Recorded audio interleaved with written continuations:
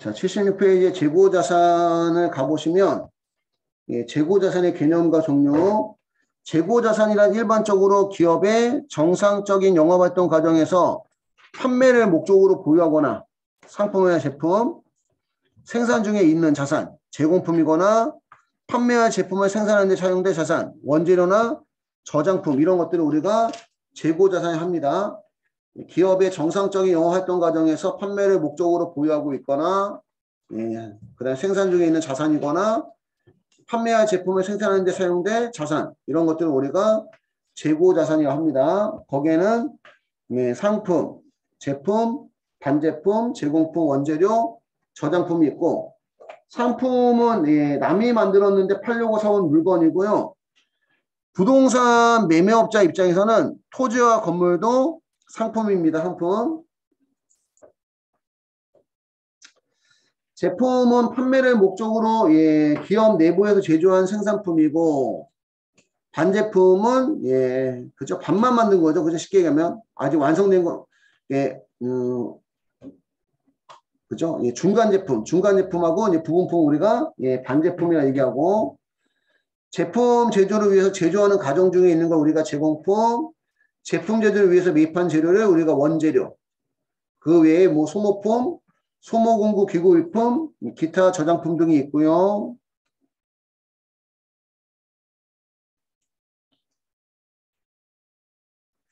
이런 것도 이제 이론 시험에 가끔 나오는데 재고자산의 매입과 제조에 상당한 기간이 소요되고 그 필요한 자금을 외부로부터 특정 차입해서 조달하는 경우에 발생하는 이자 비용, 예, 차입 원가라고 한대요. 이 차입 원가는 기간 비용을 처리하지 않고 재고자산의 취득 원가에 포함한다. 그 차입금을 은행에 일시적으로 예입한 경우에 발생한 이자 수익은 취득 원가에 계산되는 이자 비용에서 차감한다.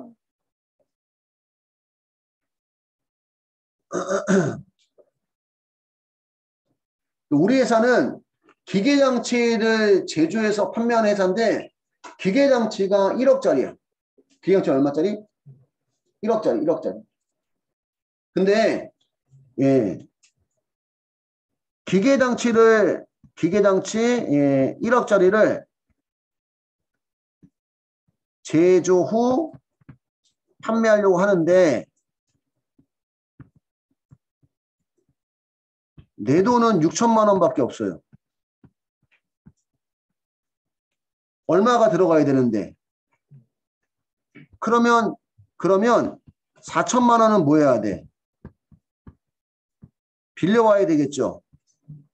그죠? 지금 1억 원을 투입을 해서 기계장치를 만들어야 되잖아.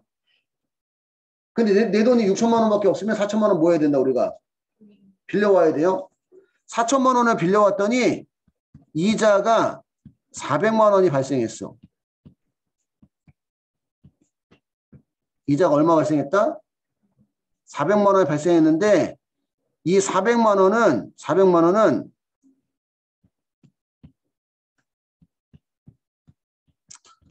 이자 비용 처리하거나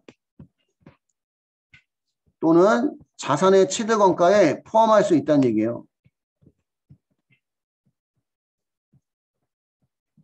여기에는 전부 다 무슨 원가에 포함한다고? 취득 원가에 포함한다고 나왔는데 한국채택국제회계 기준은 일반 기업 회계 기준은 이 이자에 대해서 무슨 비용 처리할 수도 있고 이자 비용 처리할 수도 있고 무슨 원가에 취득 원가에 포함할 수 있다 이렇게 돼 있어요. 이렇게 그냥 하나 적어주세요.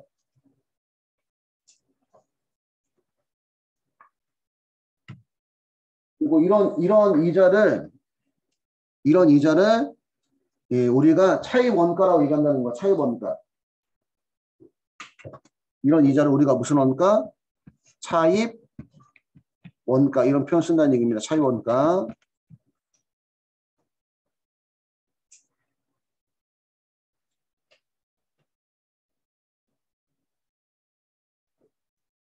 그리고 그 특정 차입금을 은행에다가 예치를 해서 이자가 발생하면 만약에 내가 지금 요 4천만 원에 대해 이자가 얼마 발생했는데 400만 원 발생했는데 이 4천만 원을 은행에다가 잠깐 넣어놨더니 100만 원의 이자가 또 발생을 했다.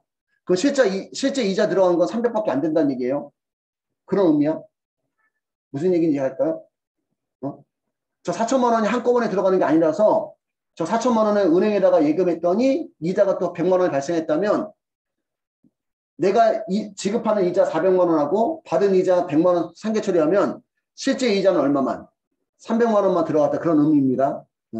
그래서 그런 경우는 차입원가에서 차감한다. 그런 얘기고 저장품 중 1년 이상 보유할 품목은 비유동자산 또는 유형자산을 분류한다. 저장품 중 1년 이상 보유할 품목은 비유동자산이나 비유동자산, 유형자산을 분류한대요. 여기까지 보시면 되고 상품의 매입과 매출에 따른 운임 선적지 인도 가격 조건하고 도착지 인도 가격 조건하고 이런 게 있는데 저는 뭐 개인적으로 이거 볼 때마다 이게 무슨 의미가 있나 이런 생각이 좀 들기도 해요. 일단 써 있는 거 볼까요? 여기는 이제 주로 뭐가 나오냐면 누구의 재고자산에 포함할 것이냐 이게 주로 나와. 누구의 재고자산에 포함할 것이냐. 선적지 인도가격 조건은 상품의 선적 시점에서 소유권이 매입자에게 이전되기 때문에 매입자가 운임을 부담하는 조건으로 그 운임은 매입원가에 포함한다. 선적지 인도가격 조건은 매출자에게는 유리하고 매입자에게는 불리한 조건이다. 뒤에 있는 내용은 안 봐도 되지 않을까 싶어요. 무슨 얘기를 제가 하고 싶은 거냐면 만약에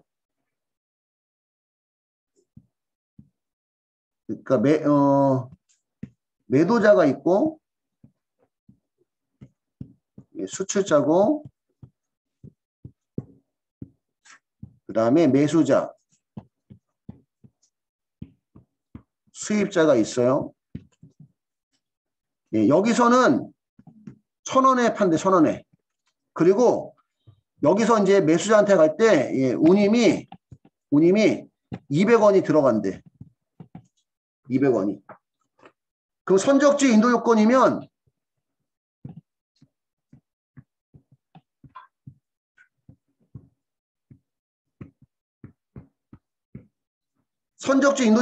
매도자가 선적할 때까지만 책임지면 되잖아. 그지? 그럼 매도자는 얼마에 팔까? 1,000원에 팔면 되겠지. 근데 도착지 인도 요건이면 도착할 때까지 얼마 운임이 들어가니까 그러면 매도자는 얼마에 팔까? 1,000원에 팔까? 1,200원에 팔까? 1,200원에 팔겠지. 도착지 인도 요건을 팔면. 무슨 얘기인지 이해갈까요? 그거나 똑같다는 얘기야. 매수자도 자기가 선적하는 데서 사겠다 그러면 1,000원에 살면 되는 거고, 그지? 그지? 도착지 인도 요건 한다 그러면 얼마 내면 돼? 1,200원 내면 되는 거지.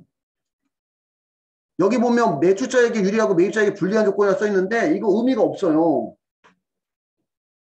무슨 얘기인지 이해갈까요? 원래 그냥 선적지에서 사면 얼마 선적지에서 사면은 1,000원? 그지? 근데 도착지까지 보낼 때 운임이 얼마가 들어간다며? 그럼 매도자는 선적지 조건으로 판다 그러면 1,000원을 받으면 돼. 그지?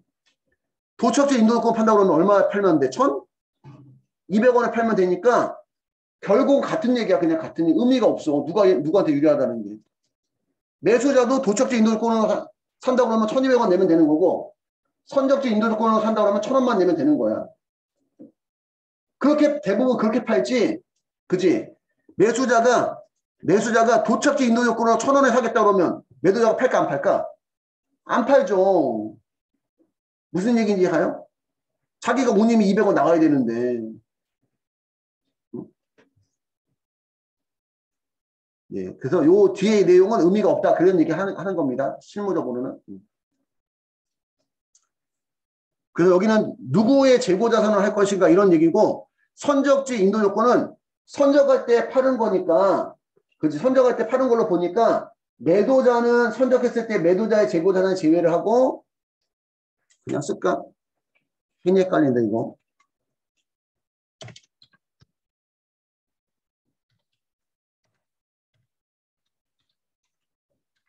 선적지 인도 조건은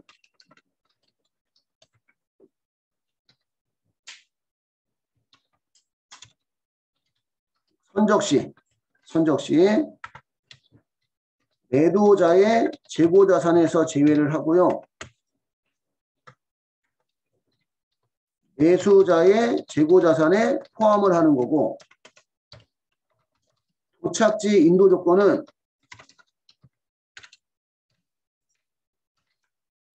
도착을 했을 때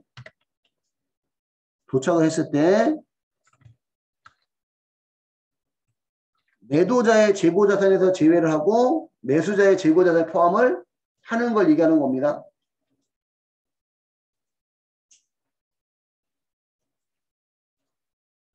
그래서 이거를 선적했을 때 누구의 재고자산으로 볼 것인가, 도착했을 때 누구의 재고자산을 볼 것인가, 그거 가지고 시험에 나와요, 주로.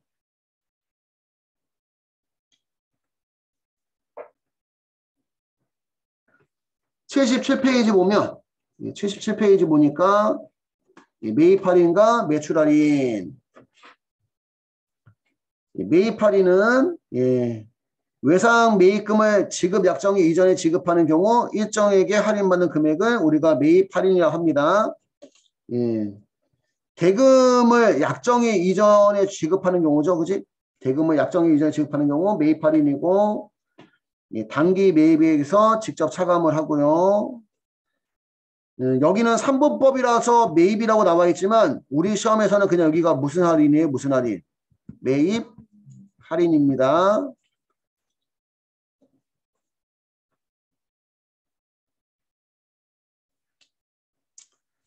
매출 할인은 외상 매출금을 해수 약정 이전에 해수하는 경우 일정액을 할인하여 주는 금액을 매출 할인을 하고, 단기 매출액에서 직접 차감한다. 3분법에서는 차변의 매출이지만 우리 시험에서는 여기가 무슨 할인? 매출 할인입니다.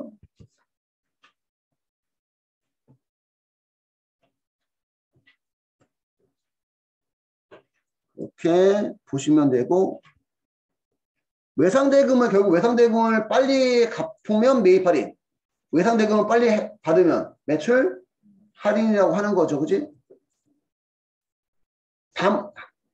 애누리하고 차이점은 뭐예요? 애누리는 파손, 불량, 훼손으로 깎아주는 거, 그지? 애누리는. 재고자산의 감모손실과 평가손실.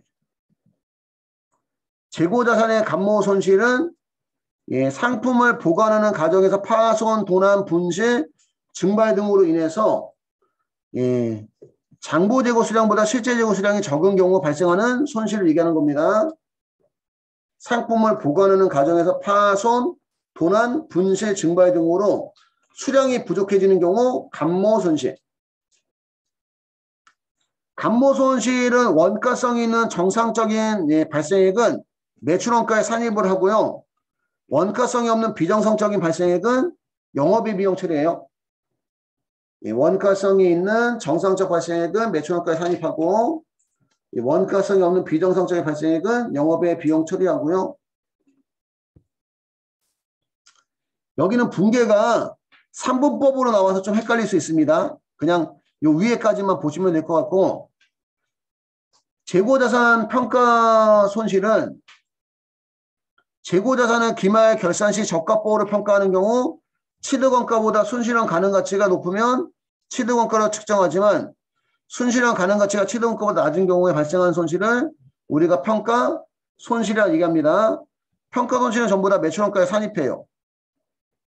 그 다음에 재고자산 평가 충당금 계정 대변에 기입해서 재고자산에서 차감하는 형식으로 표시한다.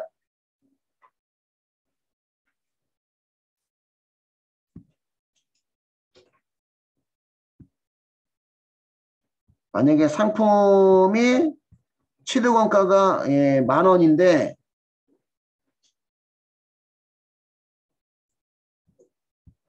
재고자산 평가충당금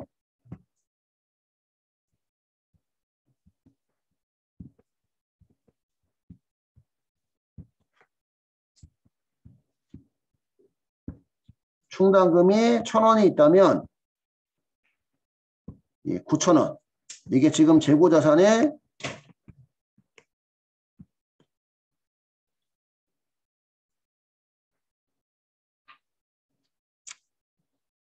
재고자산의 시가라는 얘기죠. 시가. 원가는 만원짜리인데 재고자산 시가가 얼마라면 9,000원이라면 1,000원은 재고자산 평가 충당금을 써서 차감하는 형식으로 표시한다. 이런 얘기야. 차감하는 형식으로 표시한다. 재고 평가 충당 계정 대변에 기입해서 재고자산에서 차감하는 형식으로 표시한다.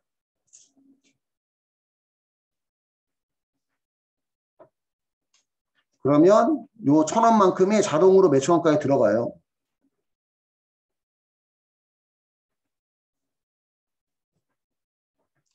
재고자산 평가 손실이 발생하면 차변의 재고자산 평가 손실, 대변 재고자산 평가 충당금 이게 재고자산에서 차감적 평가 계정이라는 얘기죠.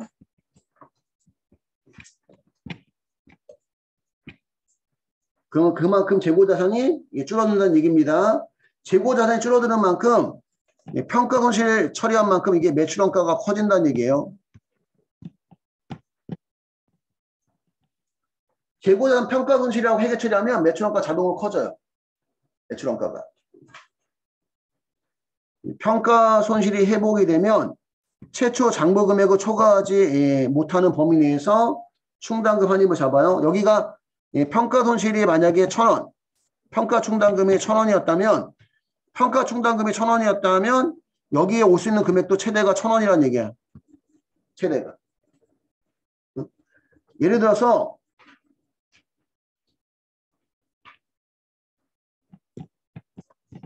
취득 원가가 10,000원이었는데 9,000원으로 내려갔다. 9,000원 내려갔다. 그러면 평가 손실이 1,000원 잡혔었잖아. 그지? 근데 이게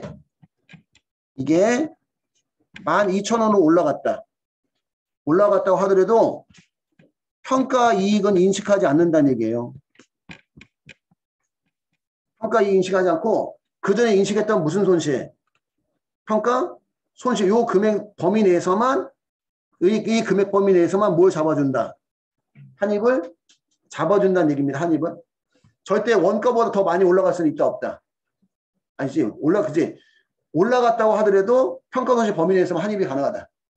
그지? 그래서 여기에 최초 장부 금액을 초과하지 못한다 이런 표현이 나온 거예요.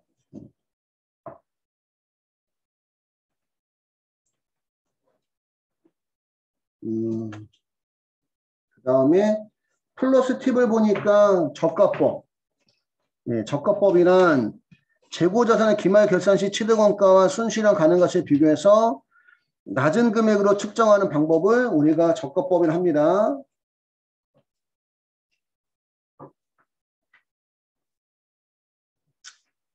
그 다음에 재고자산의 저가법 평가에 있어서 종목별 기준을 적용하고 있대요. 종목별 기준. 그러니까 뭐죠? 상품, 제품, 원재료, 제공품, 단제품 그거 다 따로 다른 방법으로 적가법 할 수 있다는 얘기입니다.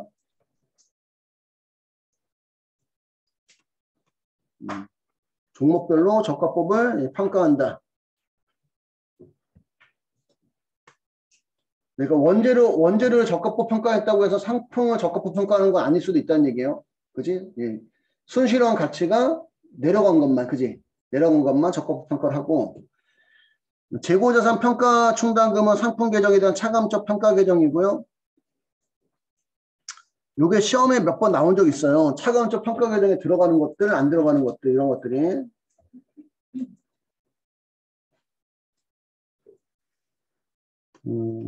재고자산 평가 시 순실현 가능 가치를 적용하는데, 순실현 가능 가치가 추정 판매가에서 추정 판매비를 뺀 금액을 우리가 순실현 가능 가치라 합니다. 순실현 가능 가치. 만약에 상품이라고 치면 상품을 10,000원에 팔 수 있는데 판매할 때 2,000원이 들어간다면 실제는 얼마밖에 안 들어와. 판매가가 10,000원인데 판매비가 2,000원이라면 실제 들어온 돈 얼마만 들어와? 8,000원만 우리가 그 무슨 가치? 순실현 가치 이런 표현 쓴다는 얘기예요. 순실현 가치. 실제 들어온 돈? 이해할까요? 근데 원재료는 무슨 재료는? 원재료는 현행 대체 원가를 예, 순실현 가치로 보겠다는 거예요. 원재료는 현행 대체 원가를 순실현 가치로 보겠다. 현행 대체 원가라는 건 뭐냐면 다시 사온다면 내가 처음에 원재료를 10,000원 주고 사왔는데 다시 사온다면 8,000원만 주면 사올 수 있대. 그걸 순실현 가치로 보겠다 이런 얘기예요. 원재료는. 다른 것들은 순실현 가치 추정 판매가에서 추정 판매비를 뺀 금액을 순실현 가치로 보는 거고 예, 원재료는 현행 대체 원가를 예, 순실현 가치로 보겠다 이런 뜻입니다. 이렇게 보시면 되고요. 지금 이해가 안 가는 것들도 이제 문제 풀면서 또 설명하고 할 거예요. 또 설명하고. 재고자산의 예, 수량 결정 방법. 예, 재고자산 수량 결정 방법은 예, 계속기록법과 예, 실질재고 조사법이 있습니다. 그리고 이제 넘겨보시면 이제 혼합법이 있고요. 예, 재고자산 수량 결정 방법은 계속기록법, 그 다음에 예, 실질재고 조사법, 혼합법이 있고 계속기록법은 장부재고 수량을 구하는 게 목적이에요.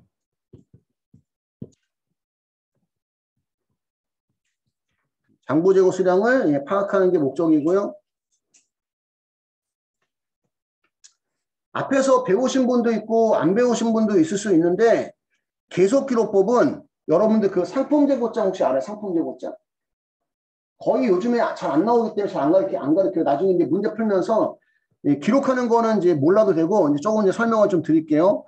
계속기록법은 상품재고장에 들어오면 인수란에 기록을 해요. 그리고 나가면 인도란에 기록을 해. 그 다음에 남으면 잔액란에 기록을 해. 그러니까 장부에 계속 기록을 하는 거야. 장부에. 상품 재고장이나 장부에 계속 기록을 하는 거야. 들어오면 인수란, 나가면 인도란, 남으면 잔액란. 그러면 잔액란에 남아있는 수량이 무슨 재고 수량? 장부 재고 수량이 되는 거예요. 지금 계속 장부에다가 기록을 했잖아.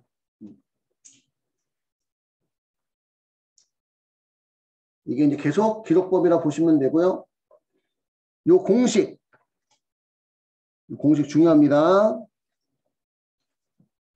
계속 기록법은 기초재고 수량에다가 단기 매입 수량을 더하고 단기 매출 수량을 빼서 기말재고 수량을 구합니다.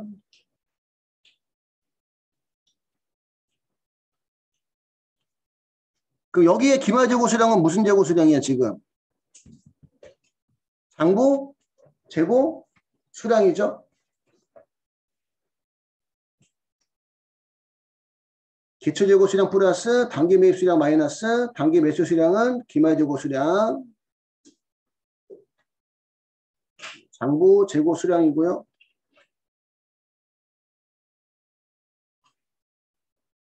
여기까지 됐을까요?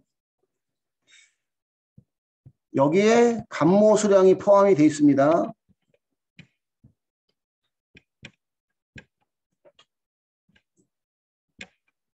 예, 감모 수량이 포함되어 있다.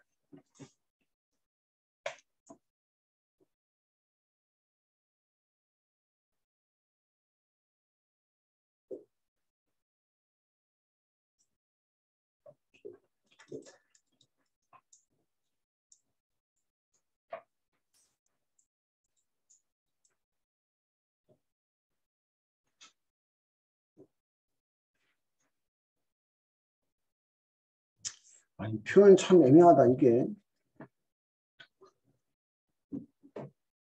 지금 이게 장부재고 수량이니까 만약에 이 장부재고 수량이 예를 들어서 100개라고 한번 해봐요, 100개. 어? 장부재고가 100개인데 창고에 이게 장부가 100개.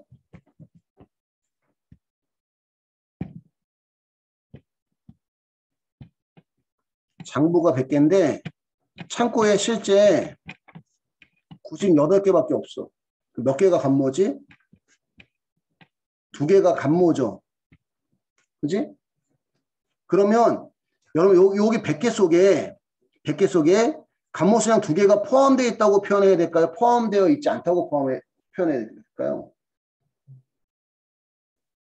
근데 우리 시험은 잘 그런 거 안 나오는데 나중에 우리 ERP 이제 또 시험 보잖아.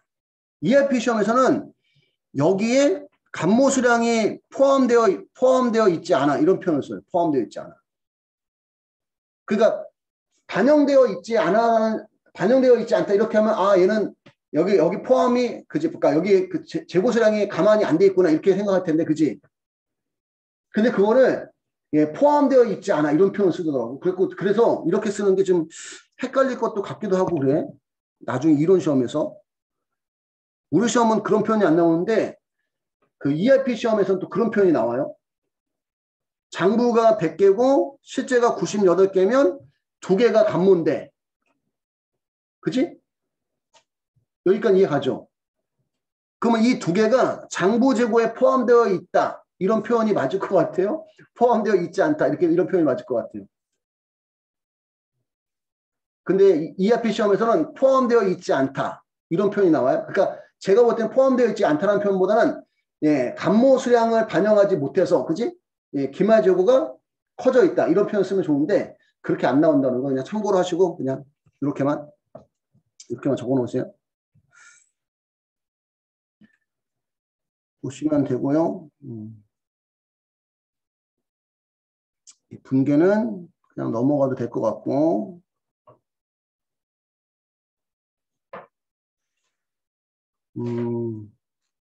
3번에 가보시면, 자꾸 이제 이게 뭐지? 이론 시험이 어렵다 보니까 이론 시험 좀 위주로 좀 설명하는 부분들도 좀 있어. 이론 시험과 관련되는 것들은. 그 계속기록법은 언제든지 기간 중에 장부상의 재고 수량을 파악할 수 있는 장점이 있는 반면에 재고 전에 기록 유지 비용이 많이 발생하는 단점이 있다. 왜냐하면 계속 기록을 해야 되니까 여러분들 슈퍼마켓이라 생각하면 슈퍼마켓 아저씨가 물건 팔 때마다 계속 기록을 해요? 그러면 여러분들 물건 사러 가서 계속 줄 서 있어야 될 수도 있지. 나갈 때마다 장부 기록을 하려면. 이해갈까요? 그러니까 실질적으로 여러분들 계속 기록법을 하려면 재고자산 기록 유지 비용이 많이 발생하기 때문에 물건이 많은 업체에서는 이걸 적용할 수가 없어. 물건이 많은 업체에서는. 그럼 이건 어디서 적용하는 거야? 계속 기록법은. 물건 수량이 적은 기업에서 적용하는 거야. 부동산 매매업을 한다. 부동산 사고 파는 거 몇 개 안 될 거 아니야, 그지? 그치? 또는 뭐 금은방처럼 보석이 몇 개 안 들어오고 몇 개 안 나가고 이런 것들 있잖아, 그치? 그런 고가일 때만 적용하는 게 무슨 법? 계속 기록법이에요. 고가일 때만 적용하는 게 일반적으로. 그러나 계속기록법은 재고자산의 내부 관리 목적에 부합하는 방법이고, 실제 재고조사법은 이제 무슨 수량을 파악하는 게 목적이에요? 실제 재고 수량 파악하는 게 목적입니다. 실제 재고조사법은 실제 재고 수량 파악하는 게 목적이다. 그럼 얘는 상품 재고장에 들어오면 인수란에 기록을 해요. 들어오면. 그 나갈 때 인도란에 기록을 안 해요.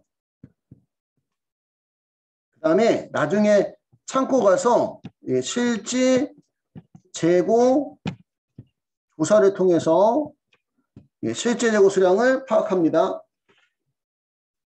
들어오면 인수란에 기록을 하고 나가면 인도란에 기록은 안 하고 나중에 일정 기간이 지나고 나서 재고 수량 파악할 때 실제 재고 조사를 통해서 실제 재고 수량을 파악한다. 그래서 공식 실제 재고 조사법은 기초 재고 수량 플러스 단기 매입 수량 마이너스 기말 재고 수량을 빼서 단기 매출 수량을 구한다. 이 단기 매출 수량을 가지고 매출원가를 파악하는 겁니다. 여기는 실제 재고액을 파악하는 거고,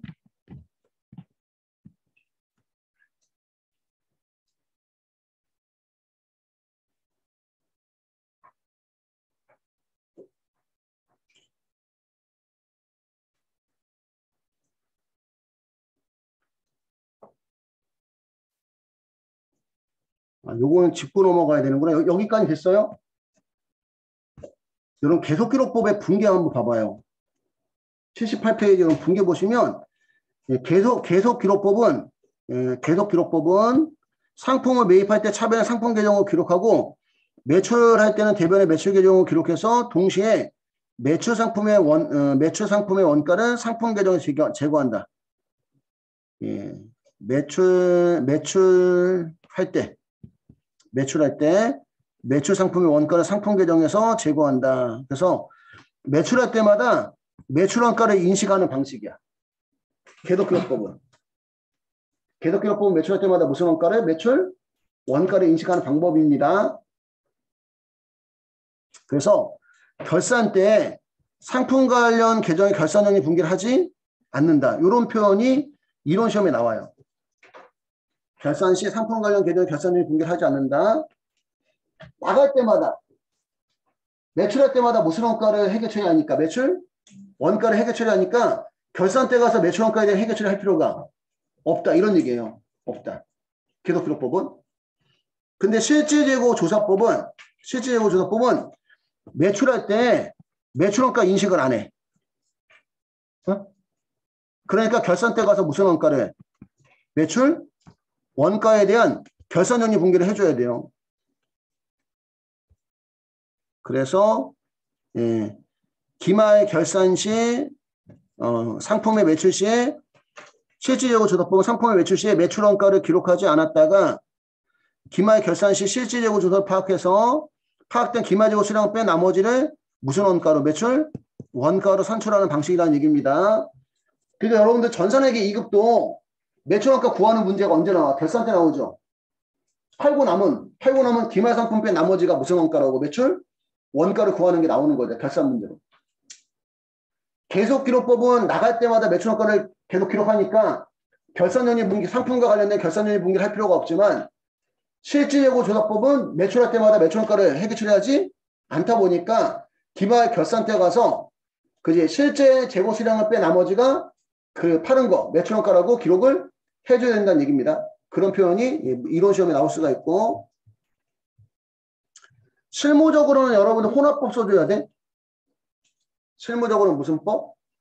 혼합법 써주셔야 됩니다. 실무적으로는.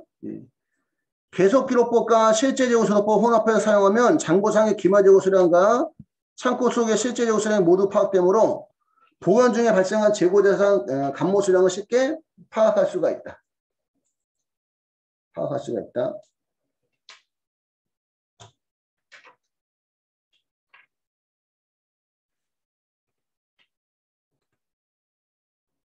그래서 여러분 계속기록법과 실질재고 조사법, 혼합법은 수량을 결정하는 방법이에요. 뭘 결정하는 방법이다?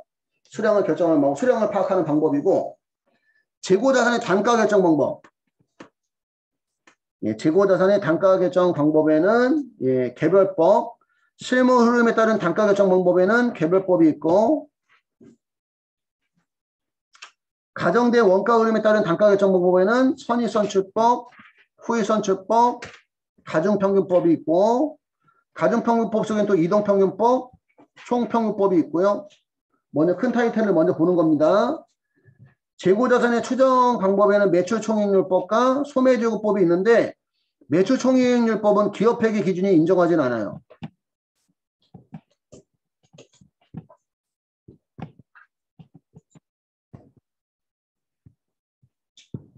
매출총이익률법은 기업회계 기준이 허용하지 않는다.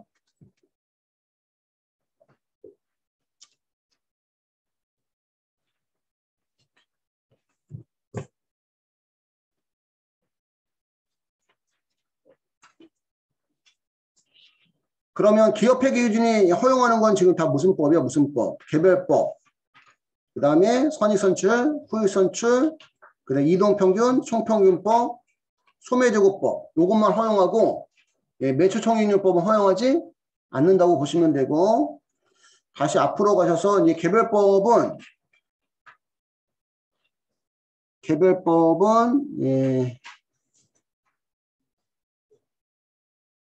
우리가 표현할 때 이렇게 표현합니다. 금액이 고가이고 금액이 고가이고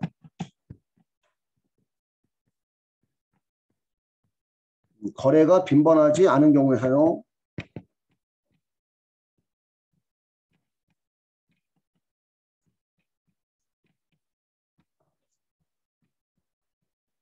금액이 고가의 거래가 빈번하지 않은 경우에 사용합니다.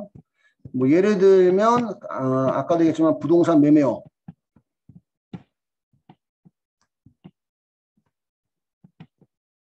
그다음에 예, 금은방 예, 이런 경우에 예, 사용한다고 예, 보시면 됩니다.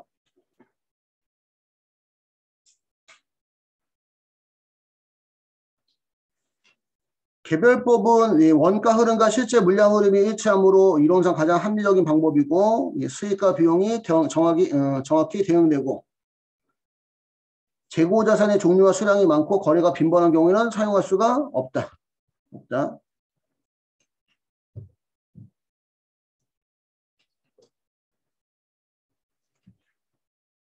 개별법은 원가 흐름과 실제 물량 흐름이 일치하므로 이론상 가장 합리적인 방법이다.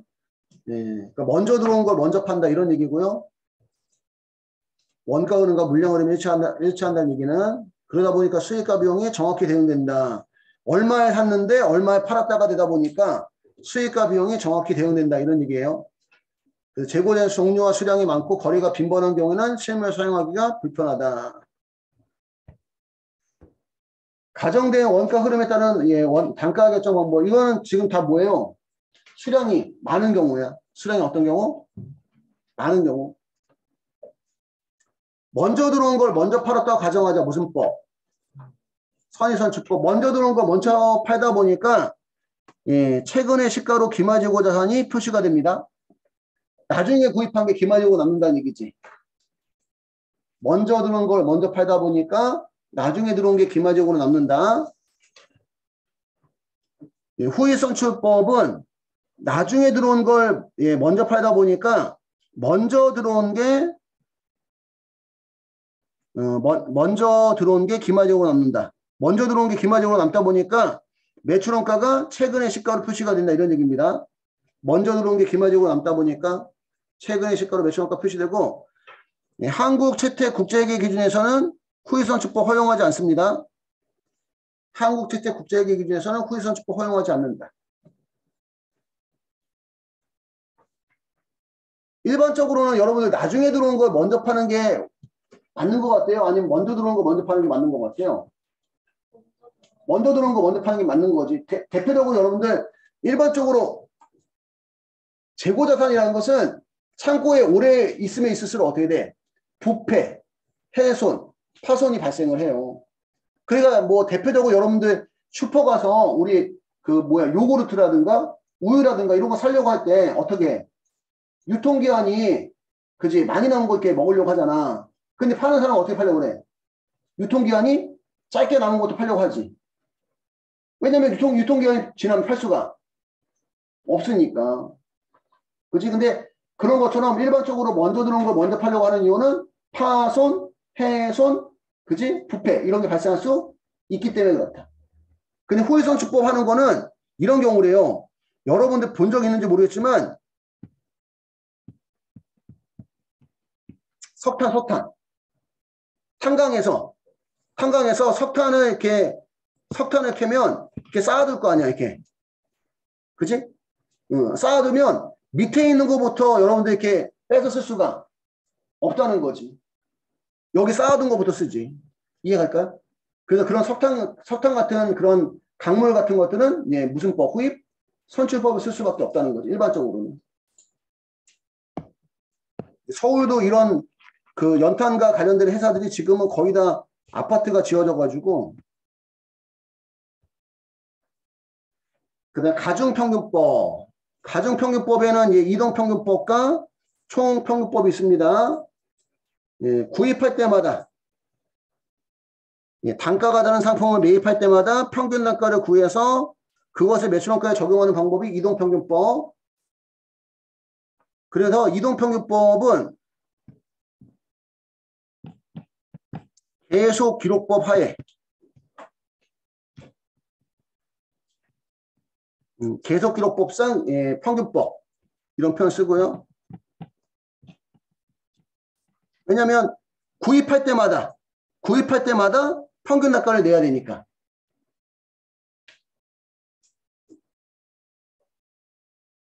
계속 기록법상 평균법이라는 표현 쓰고요. 총평균법은 일정 기간의 순매입액을 순매입수량 나눠서 총평균 단가를 산출해서 매출 단가를 적용하는 방법이다 보니까 총평균법은 실지재고법상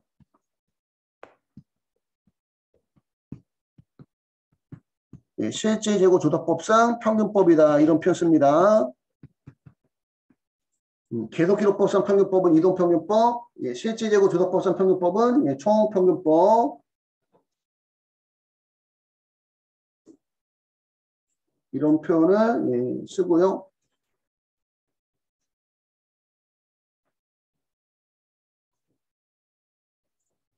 예, 이동평균법만 잘 기억해도 되겠죠. 이동평균법은 계속기록법상 평균법인데 왜? 구입할 때마다 평균을 내야 되니까. 구입할 때마다. 매출 총이익률법도 기업회계 기준은 허용하지 않지만 이론 시험으로 가끔 나와요. 이론 시험으로. 어떤 게 나오냐면 이런 거.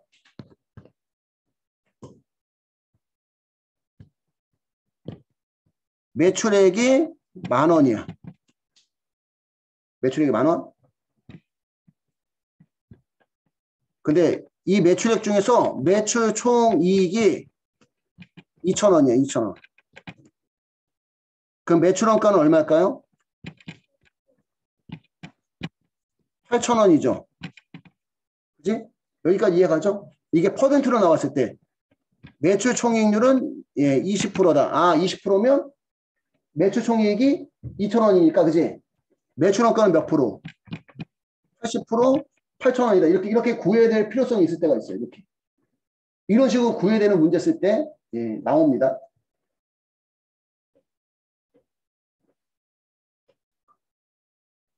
그렇게 예, 보시면 되고 소매재고조사법도 실무시험으로는 안 나오고 이론시험만 나와요. 이론시험만.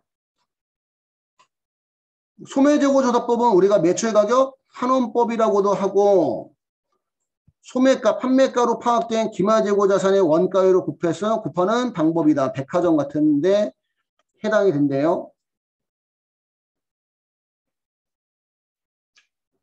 소매재고조사법을 한번 예를 한번 들어볼게요.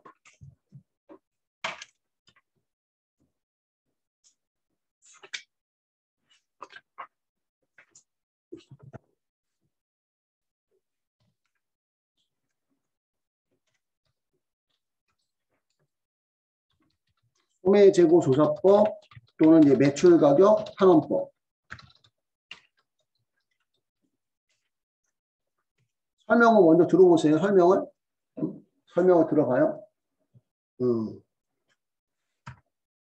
예를 들어서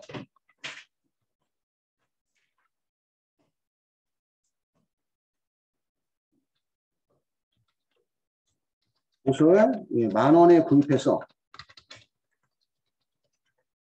20,000원에 판매하는 업을 한다고 가정을 한번 해볼게요.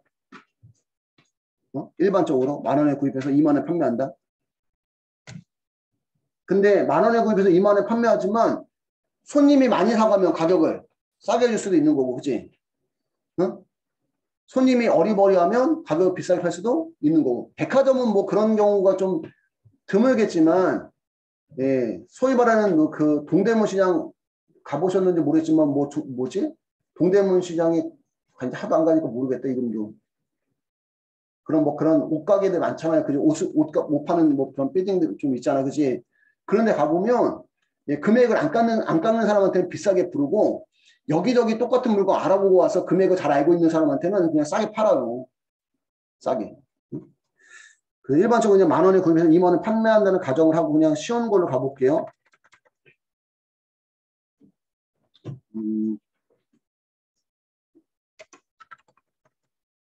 원가, 매가, 기초되고, 두 벌.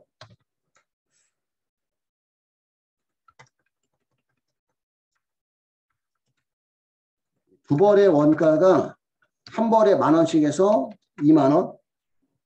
근데 얘를, 그지? 우리 한 벌에 얼마씩 파니까 20,000원씩. 그럼 얘를 40,000원에 팔 수 있다는 거지. 이렇게 정해놓는다는 얘기입니다. 근데 단기 매입했는데 10벌을 구입을 했어요. 10벌이면 우리 10,000원씩 10벌이면 원래 얼마를 구입해야 돼? 10만 원에 구입을 해야 되는데 많이 샀다고 8만 원에 구입을 했어. 그럴 수 있지. 이해할까? 근데 우리 한 벌에 얼마씩? 2만 원씩, 그지? 그럼 얼마에? 20만 원에 팔 수 있다는 거지. 여기까지 상황이 이해할까요? 여기까지. 그러니까 옷을 구입해서 오면 원가가 얼마고 그걸 얼마 팔 수 있는지 매가를 이렇게 정해놓는다는 얘기예요.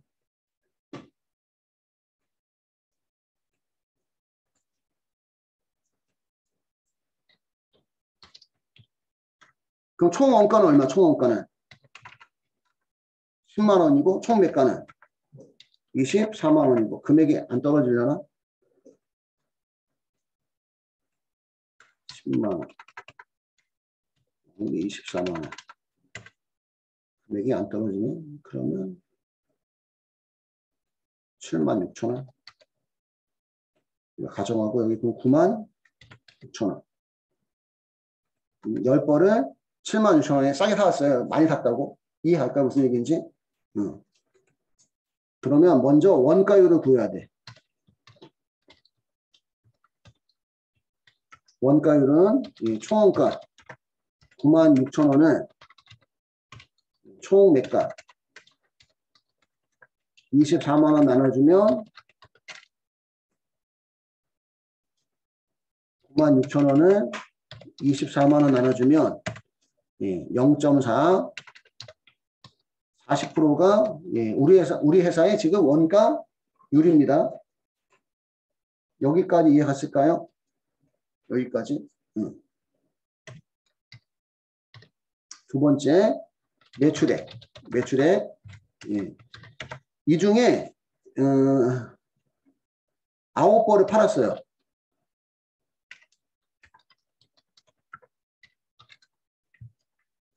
한 벌에 2만 원씩. 18만 원이 매출액. 이해가요?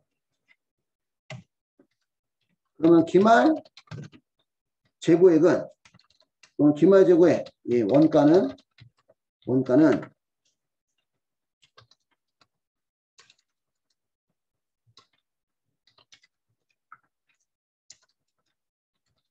총 매가 24만 원. 우리 총 몇 벌이지? 총 12벌이구나. 총 12벌을 얼마에 팔 수 있는데? 24만 원에 팔 수 있는데, 그지? 근데 이 중에 9벌을 얼마에? 18만 원에 팔았다. 그럼 24만 원에서 18만 원 빼면 얼마예요? 6만 원을 우리가 기말 재고 매가라고 얘기해. 기말 재고 좀 팔 수 있는 금액. 남아있는 수량이 지금 3벌이고, 그지? 총 12벌 중에 9벌 팔았으니까, 그지? 3벌이 남았는데, 한 벌에 2만 원씩 팔 수 있으니까, 기말 재고 중에 팔 수 있는 거는 6만 원이라는 얘기입니다. 6만 원.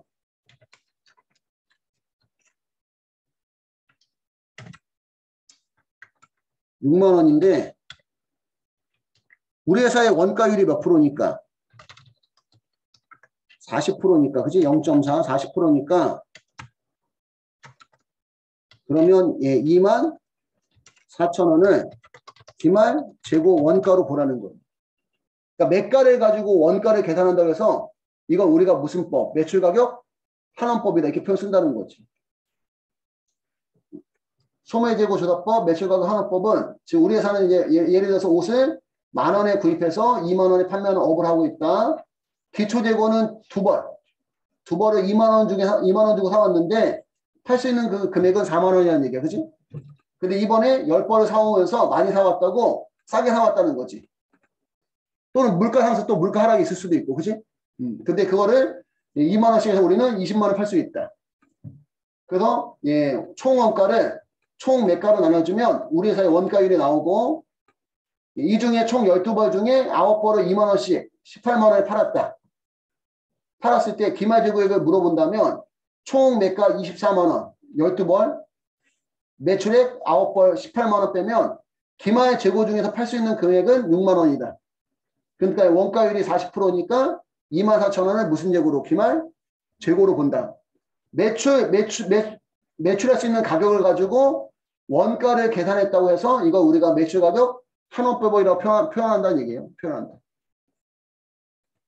만약에 이제 조금 이제 보통은 요 정도 선에서 나오는데 조금 어렵게 나오면 만약에 얘를 싸게 팔았다. 18만 원이 아니라 16만 원에 팔았다. 16만 원에 팔았다. 그러면 여기도 금액이 그만큼 2만 원만큼 줄어들겠지. 팔 수 있는 금액이. 그럼 원가를 또 다시 구해줘야 돼. 그렇게 해서 계산해야 돼. 그렇게 해서. 비싸게 팔거나 싸게 팔면. 그런 것도 물어보는 경우는 거의 우리 시험은 안 나오는 것 같아요. 한 여기까지만 일단 이해하셔도 될 것 같아요. 80페이지 보시면 재고자산 단가 결정의 효과가 나오는데요. 요거 가끔 시험에 나와요. 가끔 시험에 나오는데 우리 그 뒤쪽에 연습 문제가 아마 있을 거예요. 연습 문제가 어려워서 이걸로 그냥 끝낼게요. 기본 연습 문제 이게 너무 길게 나오지 않거든 시험에서. 응? 우리 시험에서 이론 문제는 몇 점밖에 안 된다? 2점밖에 안 나와요. 2점밖에. 그러다 보니까 푸는데 시간은 많이 걸리고 2점밖에 안 되는 것은 시험에서 적당히 여러분들 그 판단을 하셔야 됩니다. 판단은. 그래서 그냥 이 연습 문제 갖고 아니 그 보기 갖고 한번 해볼게요. 간단하게.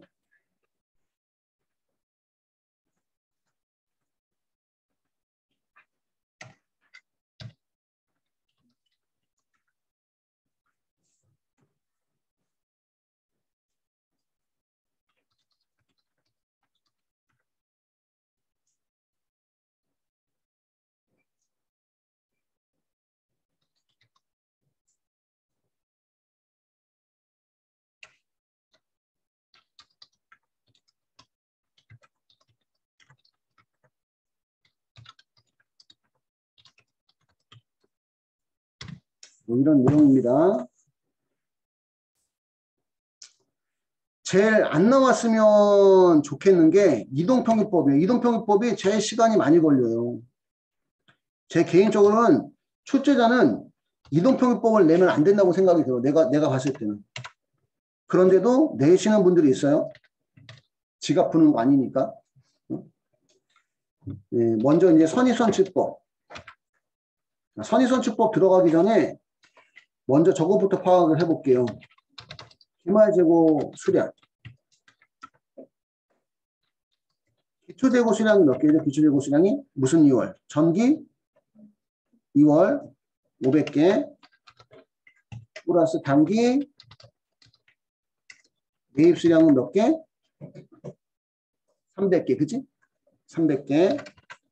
그러면 이제 800개를 팔 수 있는데 단기 매출 수량 3월 4일 날 300개, 9월 5일 날 400개 하니까 700개.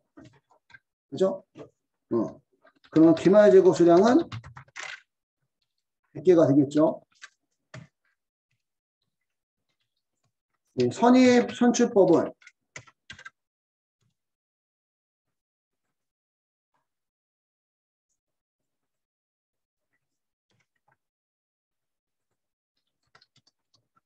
기말 재고액이 기말 재고 수량 100개 곱하기 선입 선출법은 먼저 들어온 걸 먼저 팔잖아. 그지? 그러면 1월 1일 거 500개 팔고 5월 2일 거 팔고 그럼 5월 2일 거 중에 100개가 남았다는 얘기네. 그지? 무슨 얘기인지 이해할까? 1월 1일 거 500개 중에 3월 4일 날 300개 팔고 200개 남았고 그지? 그 다음에 그 200개 중에 일부를 9월 5일 팔 때 먼저 팔고 나머지 200개는 5월 2일 거 중에서 200개 팔고 100개가 남는 거지. 그냥 뭐 쉽게 얘기하면 선의선출법은 먼저 들어온 거 먼저 팔았으니까 기말재고가 나중에 구입한 게 남는 거야 그냥. 그럼 언제께 기말재고 남는다? 5월 2일 거 맞아요? 단가는 얼마다? 5월 2일 단가는 70원. 70원. 그럼 100개 곱하기 70원 하면 7,000원. 그죠? 응. 그럼 매출 원가는 기초재고액. 기초재고액 얼마? 3만원. 플러스 단기 매입액 24,000원. 맞아요? 21,000원. 21,000원. 그럼 두 개 더해서 51,000원 팔 수 있는데 기말 재고액이 얼마니까? 7,000원이니까 매출 원가는 51,000원에서 7,000원 빼면 44,000원이 매출 원가가 나오는 거지. 이해 갔을까요? 후위선출법도 어렵지 않기 때문에 후위선출법까지만 먼저 구해볼게요.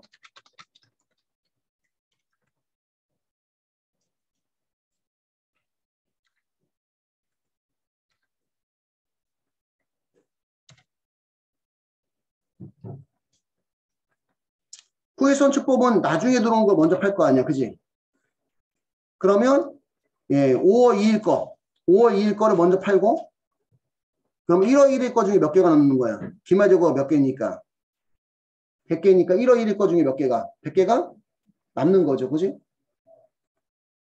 이해 가나요? 1월 1일. 1월 1일 단가가 얼마? 60원.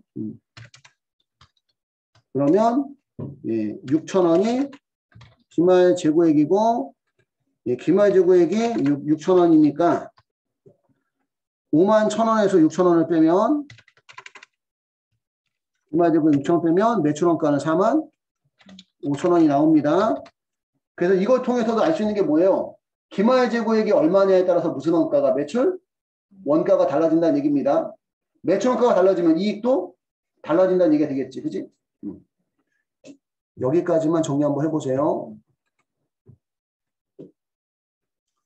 이동평균법이 제일 시간이 많이 걸리기 때문에 총평균법부터 먼저 해볼게요. 총평균법.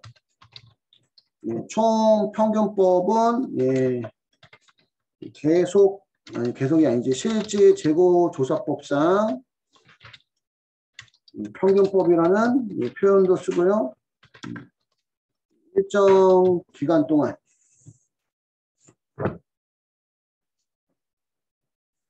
일정 기간에 순 매입액을 순 매입 수량으로 나누어 총 평균 단가를 구하는 겁니다.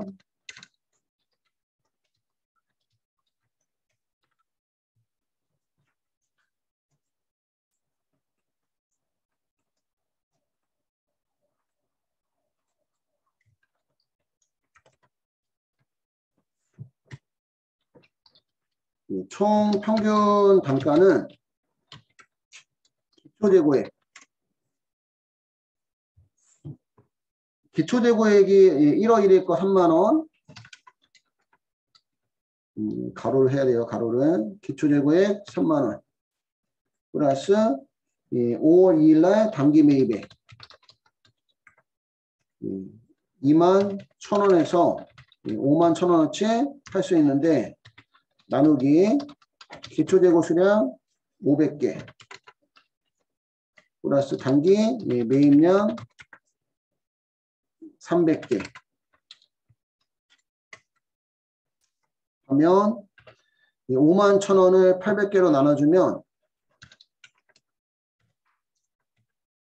63.75원이 총평균 단가가 나온다는 얘기입니다. 그러면 기말 재고액은 기말 재고 수량이 100개니까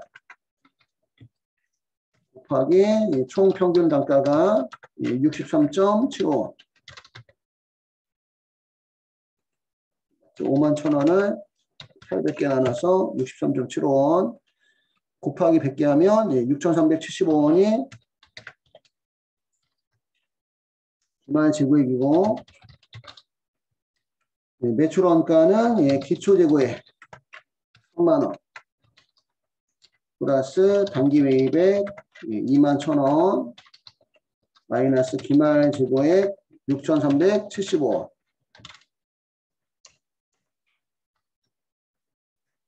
51,000원에서 6,375원 빼면 44,625원이 매출 원가가 나와요.